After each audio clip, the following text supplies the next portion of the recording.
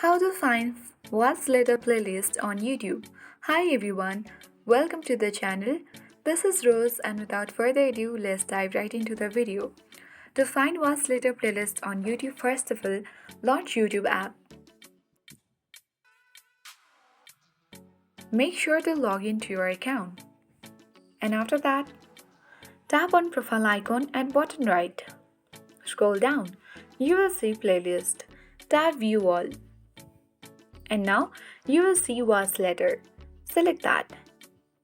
So these are all your What's Later videos on YouTube which you have set it as private and saved to What's Later playlist. If there is no What's Later playlist, you can easily go ahead and open a particular video.